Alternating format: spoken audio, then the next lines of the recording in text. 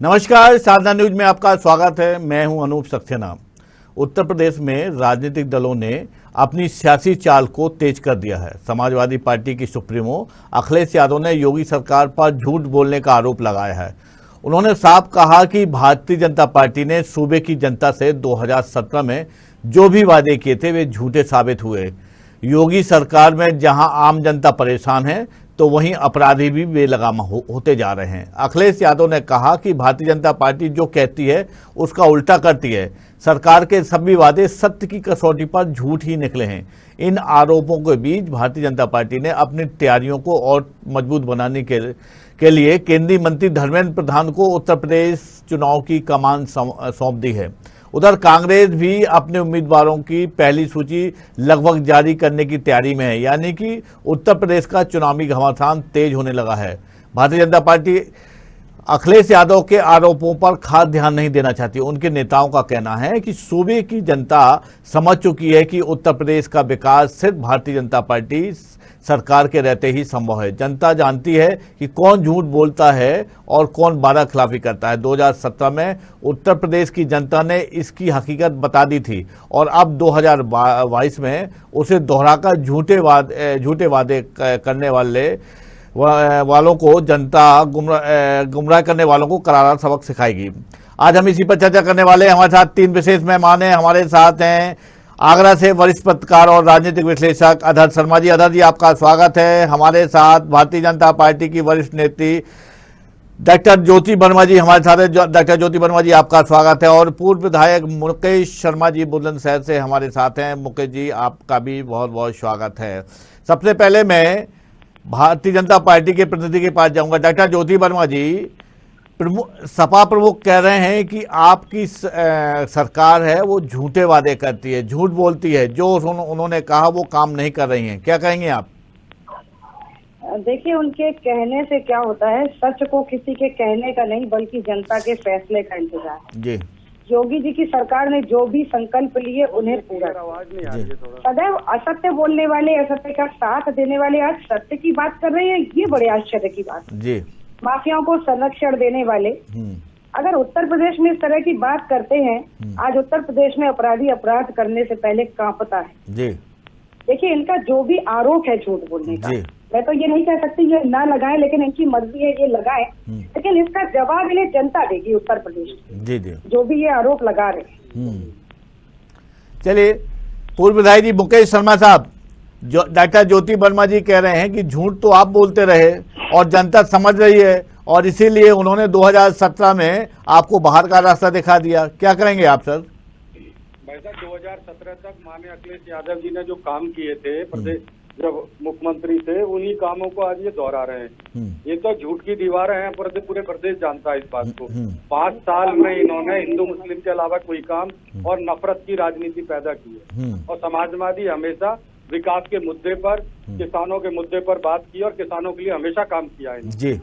और ये इसी को दोहराना चाहते हैं कि जो आगामी 2022 का चुनाव है, इस पे ये सिर्फ नफरत फैलाकर सरकार हिंदू मुस्लिम को बांटना चाहती है। इनका काम ही ये रहा उत्तर प्रदेश में, और ये विकास से वंचित रहा। आप देख लीजिए इतिहास उठाकर, जो अखिलेश यादव जी ने काम किए थे 5 साल सरकार में, वो आज तक ये मुख्यमंत्री वर्तमान में नहीं कर पाए। गड्ढा मुक्त की बात कर रहे हैं तो प्रदेश में देख लीजिए कितना बुरा हाल है जी। और केशव प्रसाद मौर्य जी ने सदन में भी कहा था ये बात। आज प्रदेश की सड़कों का क्या हाल है, और महिलाओं का चीरहरण हो रहा है। इसी लोकतंत्र की हत्या की गई थी इसी जिला पंचायत चुनाव में। तो आप इनकी तो ये बोलिए तो झूठ के बुलंदी पे झूठ बोलते हैं, इनका काम ही है, झूठ की दीवार है ये सब लोग जी जी। और पुनः मुख्यमंत्री 2022 में समाजवादी सरकार बनने जा रही है, ये वचन है उत्तर प्रदेश में। और पूरा समाज, पूरी समझ जातीय समाजवादी के साथ खड़ी है इस बार। डॉक्टर ज्योति वर्मा जी, आपने सुना होगा, लेकिन मैं आपको रोकूंगा, अधर शर्मा साहब के पास जाऊंगा। सर, इस चुनाव में अब तक जितने भी विपक्षी दल हैं सब दावा कर रहे हैं और उनका उत्साह देखने को मिल रहा है। सर, बहुत उत्साहित हो, सब दावा कर रहे हैं, चाहे बसपा हो, कांग्रेस हो, आम आदमी पार्टी हो और समाजवादी पार्टी हो, सब कह रहे हैं कि 2022 में हम सरकार बनाएंगे। क्या कहेंगे सर आप इस मामले में? देखिए अनूप जी, एक बात तो स्पष्ट कर दूं जी। वर्मा जी भी बैठी हैं और शर्मा जी, मुकेश जी भी बैठे हैं। जी जी। उत्तर प्रदेश में भारतीय जनता पार्टी के लिए राह उतनी आसान नहीं है जितनी भारतीय जनता पार्टी सोच रही है जी। और अगर ये राह आसान होती तो धर्मेंद्र प्रधान को स्पेशली उत्तर प्रदेश नहीं भेजा जाता। जी जी। AK शर्मा को उत्तर प्रदेश में नहीं लगाया जाता। जी। 2017 की अगर हम बात करें, जिस लॉ एंड ऑर्डर पर सरकार गई थी अखिलेश यादव की समाजवादी पार्टी की, लॉ एंड ऑर्डर में ये जरूर है अपराधी कांप रहे हैं, लेकिन भारतीय जनता पार्टी को ये भी देखना है कि अपराध का ग्राफ भी बढ़ रहा है। अगर अपराधी कांप रहे हैं तो अपराध का ग्राफ कहाँ बढ़ रहा है, कहीं ना कहीं कुछ ना कुछ झोल जरूर है। नंबर 1 बात।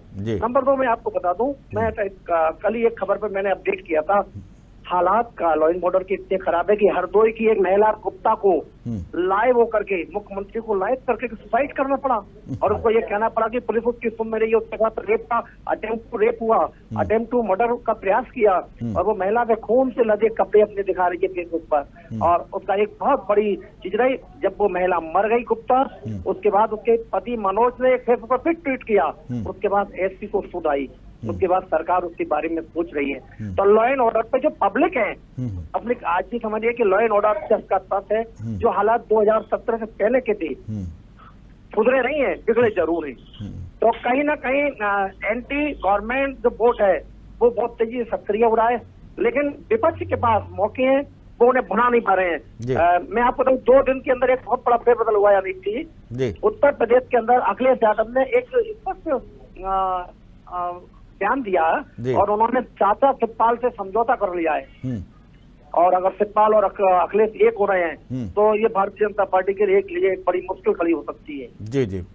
डॉक्टर ज्योति वर्मा जी, आपने आदर्श शर्मा साहब की बात को सुना, उन्होंने कहा है कि निश्चित तौर पर जिस तरह से आप कानून व्यवस्था की बात कर रहे हैं, निश्चित तौर पर कानून व्यवस्था को दुरुस्त करने का काम तो किया, लेकिन अपराध नहीं रोक रहे हैं। मैडम, उन्होंने एक उदाहरण दिया, जिस तरह की महिला ने सुसाइड किया, क्या कहेंगे आप? देखिए, उत्तर प्रदेश में माननीय योगी जी की सरकार अपराधों पर पूरी तरह से लगाम लगा रही है और अपराधियों को निरंतर जेल भेजने का काम किया जा रहा है। जी। अगर ऐसा नहीं होता तो मुख्तार अंसारी जैसे लोग जेल में नहीं होते आज। जी। और रही बात समाजवादी पार्टी की, जी, तो ये लोग ऐसी बात कर रहे हैं, अरे विधानसभा के अंदर मारपीट कर हिंसा फैलाने वाले। मैडम, आप वो छोड़ दीजिए, आपसे जो अधर जी ने सवाल किया है, मैडम वो आप छोड़ दीजिए। ज्योति वर्मा जी, ज्योति वो छोड़ दीजिए, आप तो अधर शर्मा जी जो बात करें उसमें बात जवाब दीजिए ना मैडम। नहीं, मैं छोड़ूं क्यों? क्यों नहीं है पब्लिक में अगर क्यों अपने अटेम्प्ट टू रेप का मुकदमा लिखाने, जो महत्वपूर्ण बात है उस बात का जवाब दीजिए मैडम, जो उन्होंने सवाल किया उसका जवाब दीजिए। मैं सुसाइड कर रही है, उसके बाद भी ना सरकार सुन रही है ना पुलिस प्रशासन सुन रहा है। जी, सरकार निश्चित रूप से सुन रही है और ऐसा मामला सामने आएगा तो योगी सरकार शांत नहीं बैठेगी। इससे पहले भी एक ऐसी घटना हुई थी जिसपे तुरंत पूरे थाने को निलंबित किया गया था और अपराधियों को तुरंत। अदा जी, मैडम ज्योति वर्मा अपडेट नहीं उस घटना को लेकर। मैं सारी घटनाओं से अपडेट हूँ। आप विपक्ष के सवालों का जवाब तो देने दीजिए मुझे। आप तो मुझे चलिए बोलिए डॉक्टर साहब, बोलिए डॉक्टर साहब। है ना जी। पहली बात तो ये कि आदरणीय मुकेश शर्मा जी, भाई साहब की मुझे आवाज नहीं आई, मैंने आपको 2 बार इस बात को सूचित भी किया जी। ठीक है जी। यदि समाजवादी पार्टी ने इतना ही जनता का ख्याल रखा था तो फिर जनता ने 2017 में इनको जनादेश क्यों नहीं दिया जी। और अब चुनावी दौर है, जाहिर सी बात है सब पार्टियां अब जद्दोजहद करेंगी। अभी तक तो कोई पार्टी सामने नहीं थी, इतना भयंकर कोविड चल रहा था, तब अखिलेश जी कह रहे थे ये भाजपा की वैक्सीन है। महीनों जनता को उन्होंने गुमराह किया, जनता के स्वास्थ्य के साथ खिलवाड़ किया और अब ये कह रहे हैं कि हमने बहुत अच्छा काम किया है। अरे जब चुनाव का समय आता है तभी दिखाई पड़ते हैं क्या? उसके पहले कहाँ थे ये लोग? इनको बेगुनाह लोगों पर जब गोली चलवाई थी तब कहाँ थे ये? इन्हीं की सरकार थी ना। आज ये कह रहे हैं कि हम उत्तर प्रदेश में अमन चैन लाएंगे और हम उत्तर प्रदेश की जनता के लिए बहुत कुछ करेंगे। इन्होंने बहुत कुछ किया तभी तो इनको जनता ने बाहर। पुरानी बातें हो गई मैडम, ये बात पुरानी हो गई है, वो बात पुरानी हो गई। हम आपसे ये जानना चाहते हैं, जो अधर शर्मा साहब ने कहा, जो अभी कल ही जो घटनाक्रम हुआ है, वो उस बारे में आप जवाब चाहते हैं? अधर शर्मा साहब, उनका ये कहना है कि मैंने आपको पूरा जवाब दिया। चलिए, मैंने आपको इस बात का पूरा जवाब दिया। निश्चित रूप से घटना निंदनीय है, निश्चित रूप से घटना निंदनीय है और उत्तर प्रदेश सरकार इस पर कार्रवाई भी करेगी। एक मिनट आधार जी एक मिनट, ज्योति जी पूरा करें। जी उत्तर प्रदेश सरकार इस पर कार्रवाई भी करेगी। चलिए आधार जी उनका कहना है कार्रवाई करें। मैं मुकेश शर्मा जी के पास जाऊंगा। सर, आपके जिस तरह से ये माना जाता है कि आपके दल के साथ मुस्लिम वोट बैंक रहा है और कांग्रेस के साथ भी रहा है, लेकिन इस बार जिस तरह से ओबीसी जी की सक्रियता है, वहां पे राजधर जी के साथ मिलकर काम करने की बात कर रहे हैं, घोषणा कर रहे हैं और 100 सीटों पर वो चुनाव लड़ने का दावा कर रहे हैं।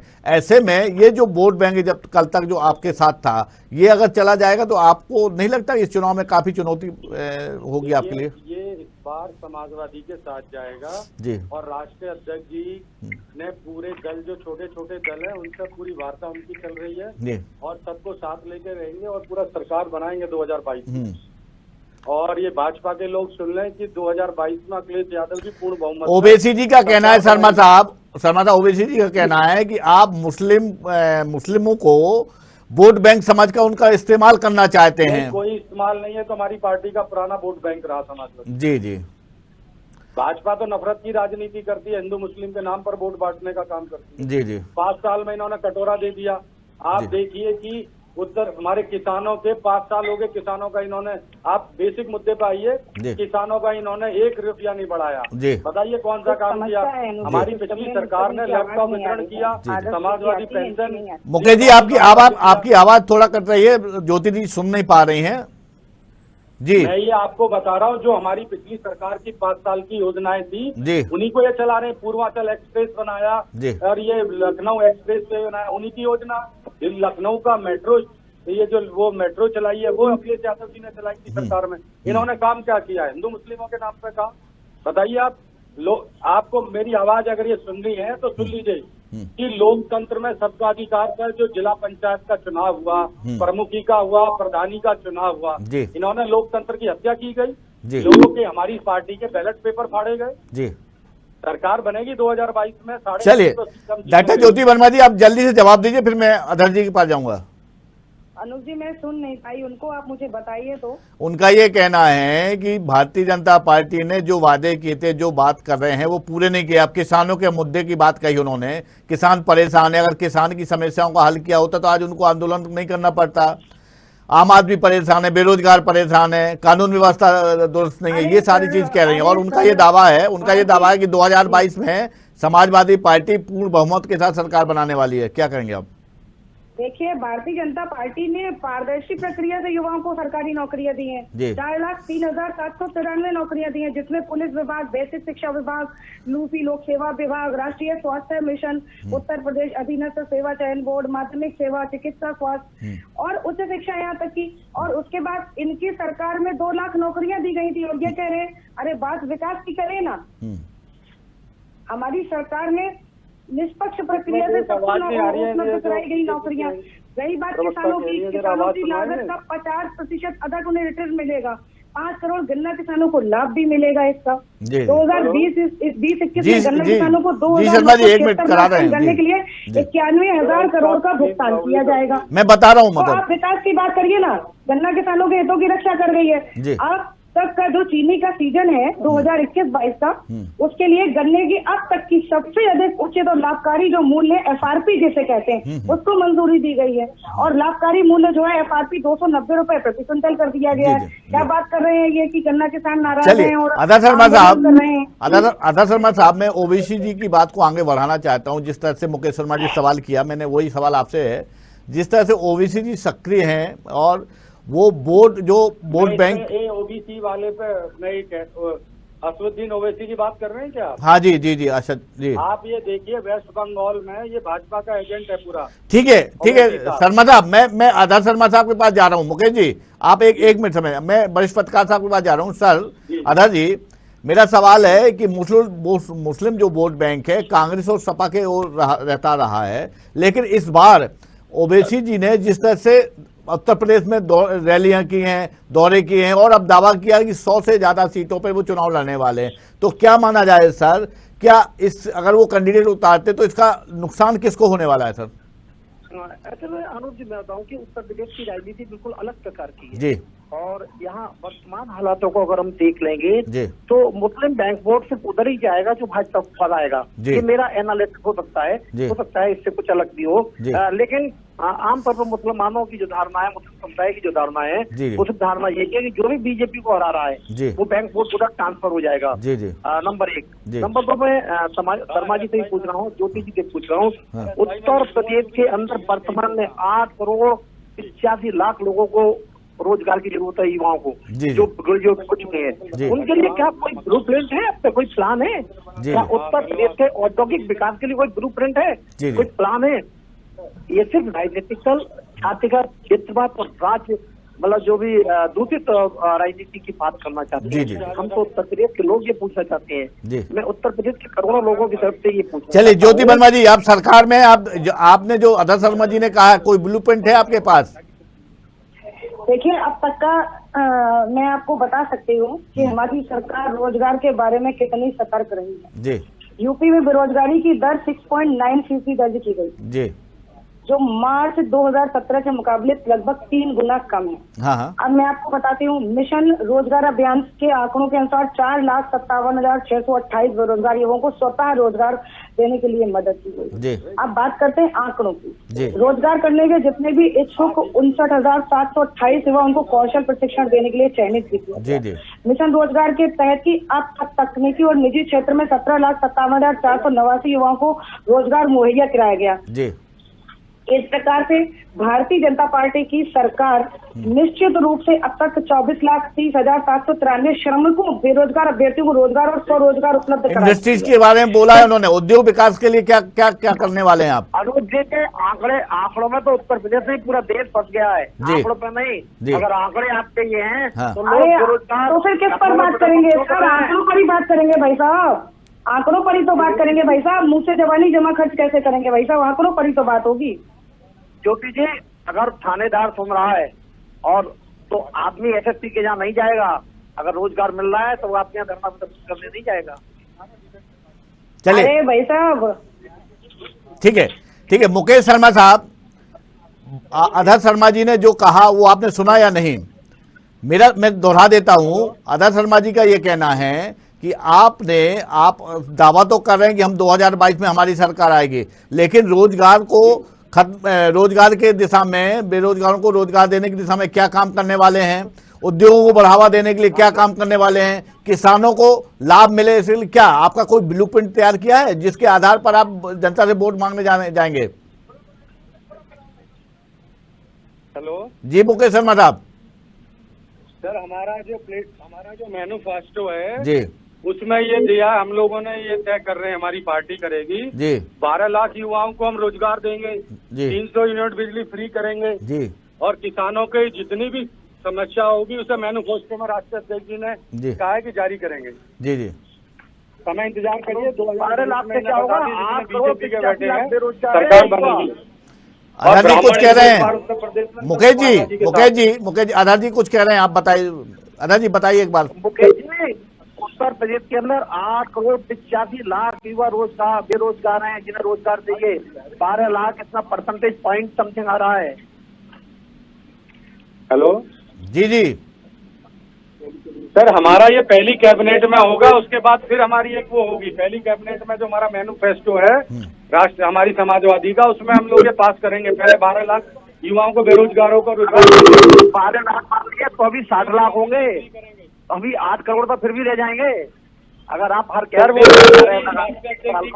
7 लाख हो रहे हैं। जो भी सरकार आएगी तो एकदम तो कुछ होगा नहीं। चले डाटा ज्योति वर्मा जी, आपके विपक्षी दल का बहुत अच्छा कॉन्फिडेंस है, आप देख रहे हैं, सुन रहे हैं, वो तो तैयारी करके बैठे हैं कि आपकी सरकार जाएगी, फिर विकासों का ये जो है ना, तो मेरे जी सबको और आप इनको ये बता दीजिए, जो सर्वे दिखा रहे हैं समाजवादी आज भी 300 सीटों पर सरकार बनाएगी, ये मेरा वादा है। और ब्राह्मण, मैं जाति से ब्राह्मण हूँ उत्तर प्रदेश में, ब्राह्मण इनको इस बार वोट भी करेगा, जो ब्राह्मणों के साथ इन्होंने किया है राष्ट्रीय अध्यक्ष समाजवादी पार्टी के साथ। ठीक है शर्मा जी, आपने एक सवाल किया। ज्योति जी ठीक है, ज्योति जी मेरा एक सवाल है। शर्मा जी ने एक बात उठाई ब्राह्मणों की, तो उसको भी बढ़ा दूं मायावती जी का ये कहना है कि भारतीय जनता पार्टी सरकार से ब्राह्मण बहुत दुखी हैं। पिछले इलेक्शन में एक मुश्त होकर ब्राह्मणों ने वोट दिया और आपकी सरकार बन गई, लेकिन इस बार नाराज हैं, क्या कहेंगे आप? अच्छा, मायावती जी को वैसे तो कोई विपक्ष में हमारे बसपा का प्रवक्ता नहीं है। अरे वो कह तो रहे हैं, मुकेश शर्मा साहब कह तो रहे हैं कि ब्राह्मण इस बार सरकार को बाहर कर देंगे, कह रहे हैं। मैं दोनों की बात करती हूँ। जी। मायावती जी का जो आपने सवाल उठाया, अरे मायावती जी को तो ब्राह्मणों के लिए कुछ बोलने का ही अधिकार नहीं है। ये वही मायावती जी है ना जिन्होंने कहा था तिलक तराजू और तलवार इनके मारो जूते चार, आज ये ब्राह्मणों को लेकर घूम रहे हैं। भाई साहब, मैं एक बात कहना चाहता हूँ, समाजवादी पार्टी की इन्होंने कहा था मिले मुलायम कांशी राम, हवा में उड़ गए जय श्री राम। अरे हिंदुओं की धार्मिक आस्था का प्रतीक प्रभु श्री राम जो भारतवर्ष के हर व्यक्ति के हृदय में बसे हैं, उनको हवा में उड़ाने वाले आज बात कर रहे हैं इस प्रकार की। अरे जनता की भावनाओं के साथ खिलवाड़ करना इनका काम है और उसको बहकाना और धमकाना, ये दोनों काम समाजवादी पार्टी बखूबी निभाती है। जी मुकेश शर्मा साहब जी, क्या मेरा एक ये कहना है जी कि आज जब चुनाव आ गया तो मायावती भी ये कह रही है ब्राह्मणों को सम्मान देंगे, भाजपा भी यही कर रही है। प्रदेश में भाजपा में जितने ये उप मुख्यमंत्रियों किसी ने ब्राह्मणों की संरक्षा नहीं करी है, बताइए। ब्राह्मण स्वयं रक्षा कर रहा है। 2017 में ब्राह्मणों ने वोट दिया भाजपा को, उन्होंने इनका जो इस्तेमाल करके फेंक दिया। इस बार पूरे उत्तर प्रदेश में ब्राह्मण समाजवादी को वोट देगा और सरकार बनने जा रही है। ये मेरा वचन है, आप नोट कर लीजिए इस बात को। जी, लेकिन उनका ये कहना है कि बाबरी मस्जिद का जब मामला हुआ था उसमें आप पर वो आरोप लगा रहे हैं कि आपने ध्यान नहीं दिया। किसका सर? डाटा ज्योति वर्मा का कहना है कि आप लोगों ने आप जिस ब्राह्मणों की बात कर रहे हैं, इन्हीं ब्राह्मणों की अनदेखी हुई थी समाजवादी पार्टी सरकार में, और जब ये अयोध्या का मामला आया था उस समय भी आपने ध्यान नहीं दिया। भाई साहब, भाजपा ने कौन सा ब्राह्मणों के लिए कोई काम कर दिया उत्तर प्रदेश में? जितनी हत्या ब्राह्मणों की हुई है किसी भाजपा सरकार में किसी की नहीं हुई, और ब्राह्मणों का सबसे ज्यादा अपमान किया है। और ब्राह्मण इस बार अपना बदला 2022 के चुनाव में लेगा। पूरे उत्तर प्रदेश में आवाज है। और आप इसमें जो आप नोट कर लीजिए कि भाजपा तो इतनी सिमट कर रह जाएगी, 70-80 पे सिमटेगी भाजपा। चलिए अदर शर्मा साहब, आपने दोनों नेताओं की बात सुनी। मैं इस मुद्दे पर समझना चाहता हूं आपसे, जिस तरह से उन्होंने ब्राह्मणों की बात की, इटावा ये ज्योति वर्मा जी ने भी जो बात कही कि इन्होंने ध्यान नहीं दिया, ब्राह्मणों की अनदेखी की, अपमान किया। आपसे मैं समझना चाहता हूं, क्या इस इलेक्शन में जो आने वाला समय उत्तर प्रदेश चुनाव में, क्या ये एक फैक्टर काम कर सकता है सर? क्या आरोप जी, मैं आपको बता दूं, चाहे भाजपा हो, चाहे बसपा हो, चाहे सपा हो, चाहे ओवैसी हो, चाहे आम आदमी पार्टी हो, चाहे कांग्रेस हो, जातिगत राजनीति उत्तर प्रदेश के लिए बहुत घातक हो रही है जी। और यही कारण है कि उत्तर प्रदेश में विकास की गति रुक के अपराध की गति तेज हो रही है जी। और जब तक ये राजनीतिक दल इन मुद्दों पर चर्चा करते रहेंगे, ब्राह्मण, ठाकुर, जाटा, दलित और मुस्लिम, तब तक हालात सुधरने की हालात में नहीं है जी। और मैं वोटरों को भी ये सोचना चाहिए कि आखिर जातिगत आधार पर वोट देके हम कर क्या सकते हैं जी।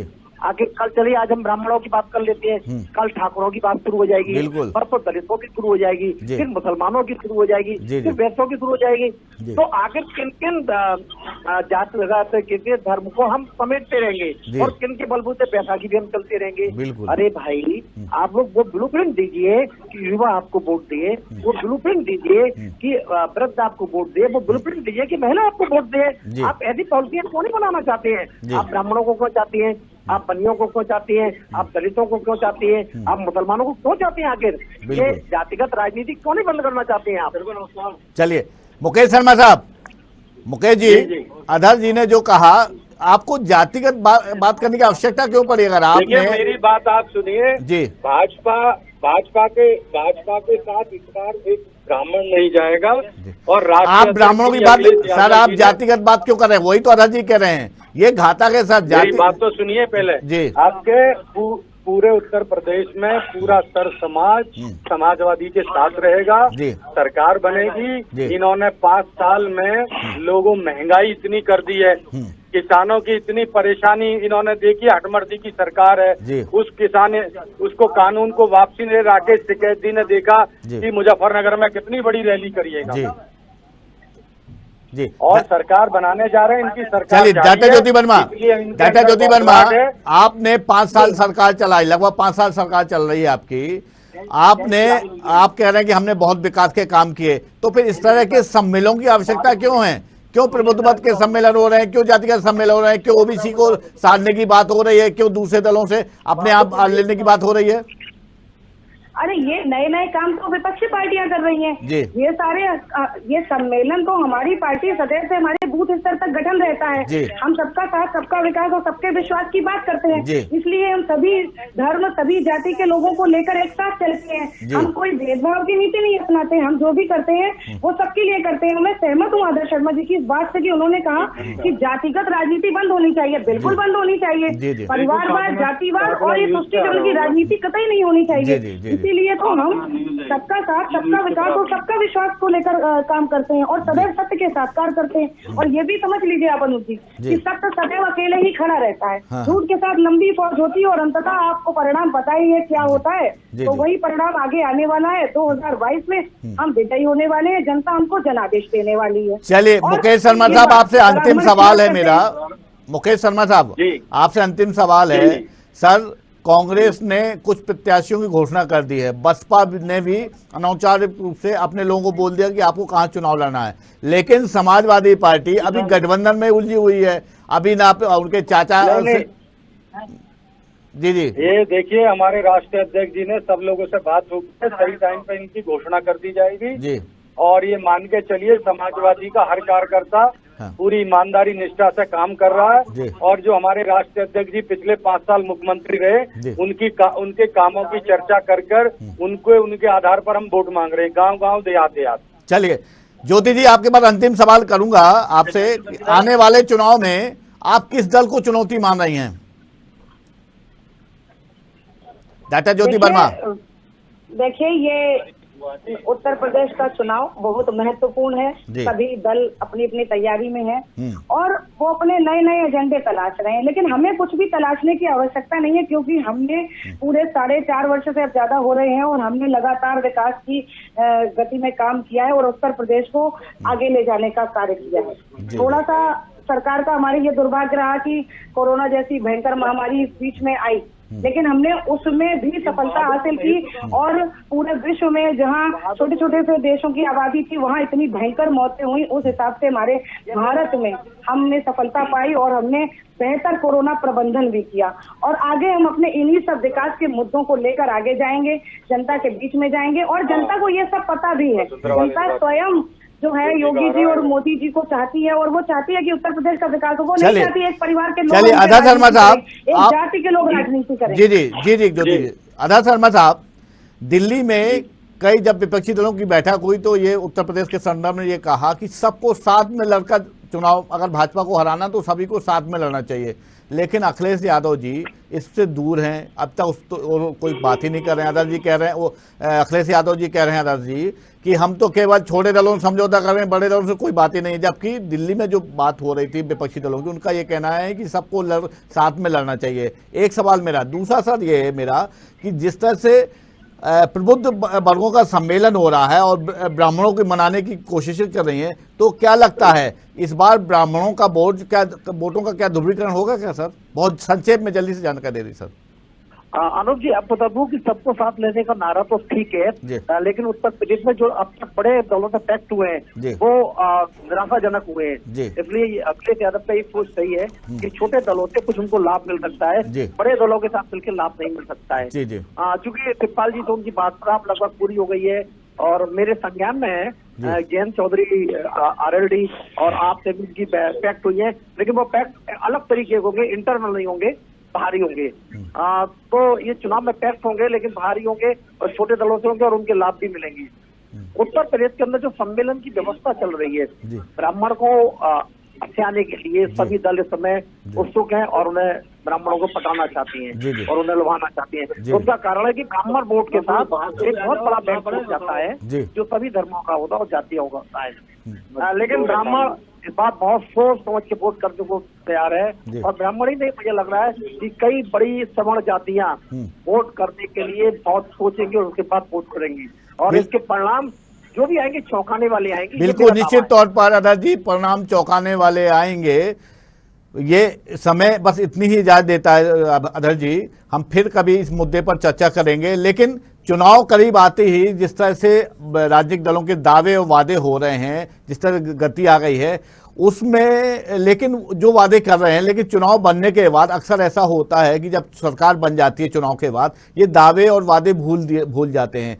विपक्ष भी खामोश हो जाता है, सरकार भी अब अपने अपने हिसाब से एजेंडे से काम करती है। ये कहीं ना कहीं लोकतंत्र के हित में नहीं है। जो निरीह जनता जो आपसे उम्मीद करके आपको वोट देती है, कम से कम उनकी उम्मीदों को पूरा तो किया जाना चाहिए। आज की चर्चा में इतना ही। डॉक्टर ज्योति वर्मा आपका, आदर्श शर्मा जी आपका और मुकेश शर्मा जी, आप तीनों मेहमानों का बहुत बहुत धन्यवाद।